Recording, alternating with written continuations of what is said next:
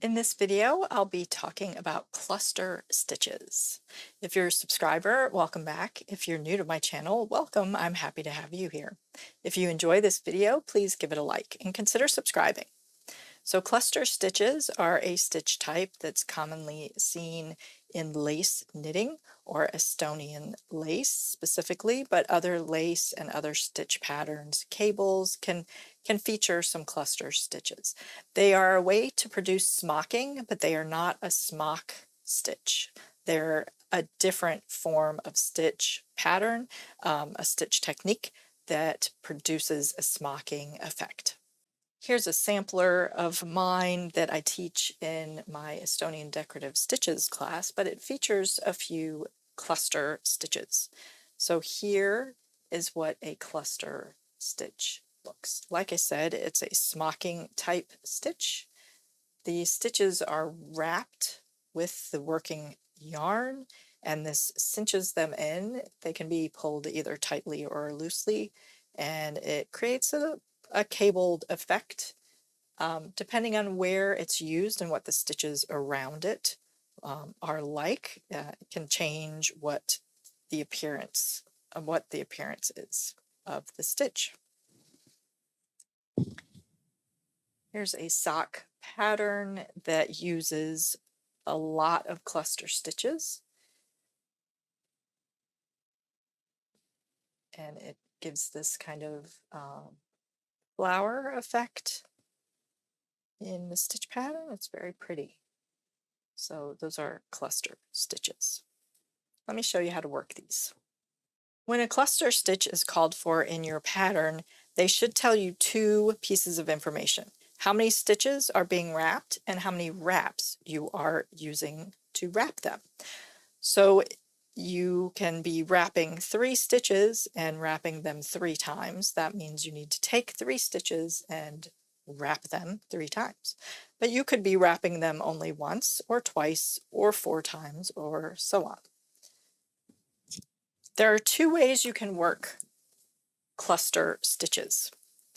The first is working the wraps before you work the stitches, and the second is to work the stitches before you work the wraps. So let me show you the first method first. So let's say I need to wrap these 3 stitches 3 times. The first method, you work up to those 3 stitches, but don't work them yet. You can place them on a cable needle or a tapestry needle or a DPN or something of that nature. And then from behind, we're going to counterclockwise wrap these stitches. So the yarn is in back, it's staying in back, I'm wrapping around behind and then around front. That counts as 1 wrap. I need to do that 2 more times.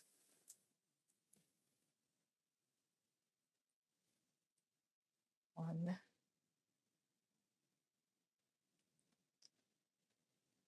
2, and end up at the right hand edge.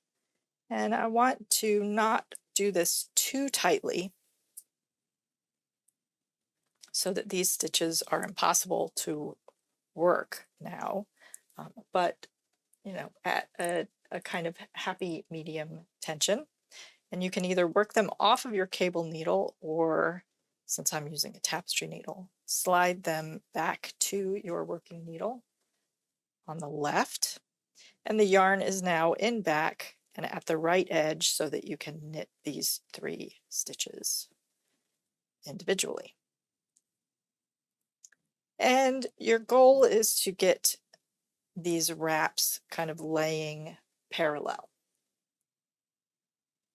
And then you resume your row. The second way you can work these is to knit the stitches first and then wrap them. And this is what I tend to do because depending on how many wraps you are using, it can make then knitting these stitches a little difficult. So in that instance, you knit the 3 stitches first and then place them on a cable needle or DPN, or I had handy a large tapestry needle, so I'm going to use that. And again, hold these stitches to the front.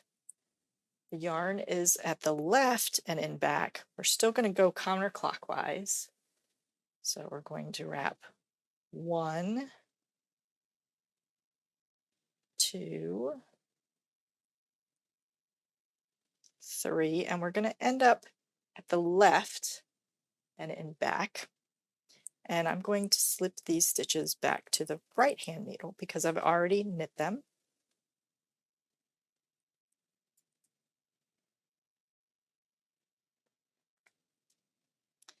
And snug up my wrapped threads and get everything lying parallel. And then you resume the row. So you get a very similar look. The yellow is wanting kind of to be bright. Turn the brightness down, see if we can see that better. So you get a very similar look. So whichever you prefer is fine because it looks very similar. Now you can have fewer than 3 stitches being wrapped. You could have 1 stitch being wrapped. And if you don't have a cable needle handy, you can just pass the stitches back and forth. So let's say I want to wrap 2 stitches 2 times. So I will knit 2 stitches.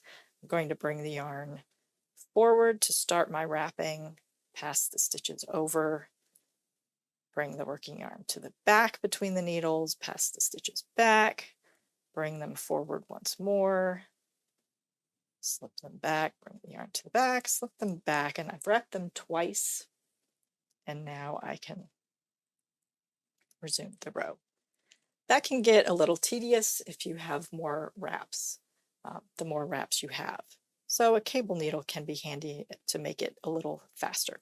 And you can pull these wraps quite tightly if you want a more cabled, cinched look, or leave them at an appropriate tension to not cinch those stitches too tightly. Here again is a stitch pattern that uses those, and you can see they are pulled in a little bit, but not drastically so. But you could pull these even tighter if you're looking for a more cinched appearance. So those are cluster stitches. Have you used these stitches before? Let me know in the comments below. What do you think of them? Let me know in the comments below. I hope this was helpful. Don't forget to like and subscribe, and thank you so much for watching.